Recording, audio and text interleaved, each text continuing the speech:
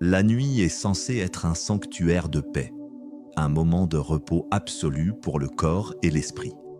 Pourtant, pour des millions de personnes, le moment de poser la tête sur l'oreiller se transforme en une véritable torture psychologique. Dans le silence et l'obscurité, les pensées toxiques s'infiltrent, le cerveau s'emballe et le cœur se serre d'angoisse, rendant le sommeil impossible. Le prophète Mohammed, sallallahu alayhi wa sallam, nous a mis en garde contre ces poisons mentaux nocturnes et a prescrit une hygiène de l'esprit rigoureuse avant de fermer les yeux. Aujourd'hui, nous allons identifier 6 pensées destructrices avec lesquelles vous ne devez absolument jamais vous endormir, et nous appliquerons la méthode islamique infaillible pour les remplacer et obtenir un cœur totalement apaisé. Restez bien attentifs, car la 3e pensée est une ruse silencieuse qui détruit non seulement vos nuits, mais aussi toute votre foi. La première pensée qu'il faut expulser de votre lit est la rancœur envers ceux qui vous ont blessé ou offensé durant la journée. S'endormir en ressassant des scénarios de vengeance ou de colère maintient votre système nerveux sympathique en état d'alerte maximale.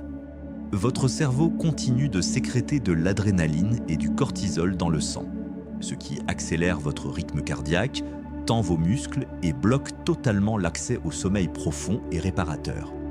La méthode islamique pour désamorcer cette bombe émotionnelle est le pardon inconditionnel avant le sommeil. Il est rapporté qu'un compagnon du prophète s'est vu promettre le paradis pour une seule raison. Il balayait son cœur chaque soir et ne s'endormait jamais avec de la rancune contre un musulman.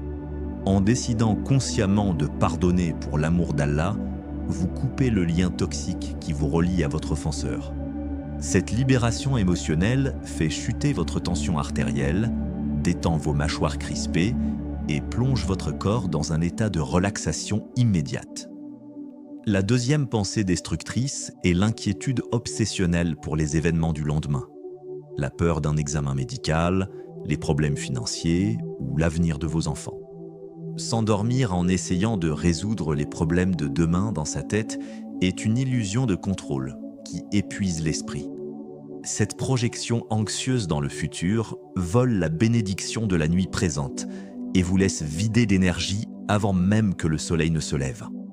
Le remède prophétique à cette angoisse est la pratique profonde du tawakkul, la confiance absolue en Dieu, couplée à la prière du witr.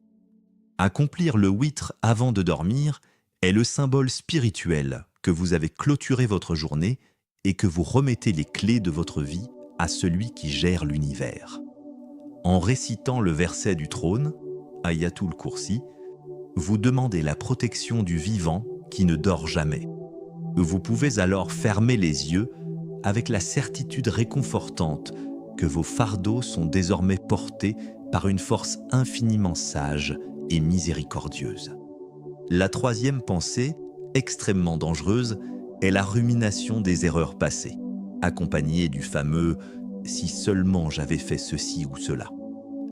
Le prophète, sallallahu alayhi wa sallam, a explicitement interdit cette formulation, expliquant que le mot « si » ouvre les portes à l'œuvre du diable.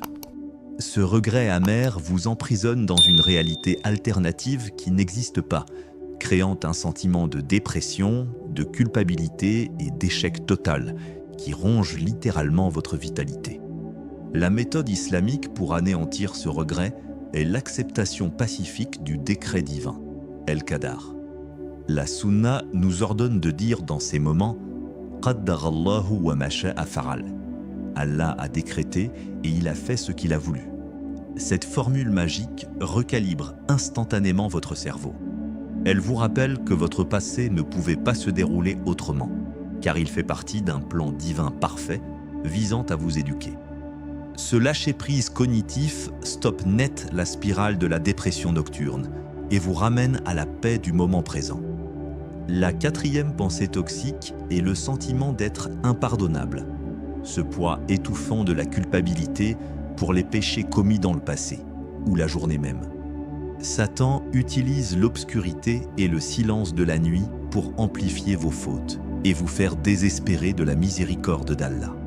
S'endormir avec ce fardeau sur la conscience crée une lourdeur physique au niveau de la poitrine, empêchant une respiration fluide et provoquant souvent des cauchemars angoissants. Pour effacer cette obscurité, l'islam prescrit de s'endormir en état d'ablution, wudu, et de pratiquer l'istighfar, la demande de pardon. Le prophète sallallahu alayhi wa sallam nous a révélé qu'un ange passe la nuit aux côtés de celui qui s'endort purifié, priant pour son pardon à chaque fois qu'il se retourne dans son lit. L'istighfar nocturne agit comme une douche purificatrice pour l'âme. En murmurant votre repentir avant de sombrer dans le sommeil, vous nettoyez votre cœur de ses taches, vous restaurant ainsi l'espoir et la légèreté indispensables pour un repos céleste. La cinquième pensée qui ruine vos nuits est la focalisation sur les pertes matérielles. Un bien perdu, une opportunité financière ratée ou un objet cassé. S'endormir avec un cœur accroché aux biens de ce monde éphémère, dunya, génère un sentiment de rareté, de frustration et de peur du manque. Ce matérialisme nocturne assèche la spiritualité et maintient l'esprit dans un état de pauvreté psychologique très anxiogène. Le remède prophétique pour détacher son cœur de ce monde avant le sommeil est la récitation de la sourate Al-Mulk, la royauté. Cette sourate magistrale vous reconnecte immédiatement à la grandeur de la création et à la vie dans l'au-delà. Elle remet vos petites pertes matérielles en perspective face à l'éternité et vous rappelle que la véritable richesse réside dans les bonnes actions. Cette élévation spirituelle détache vos pensées de la terre et apaise votre cœur en l'orientant vers la véritable sécurité, la satisfaction de votre Créateur.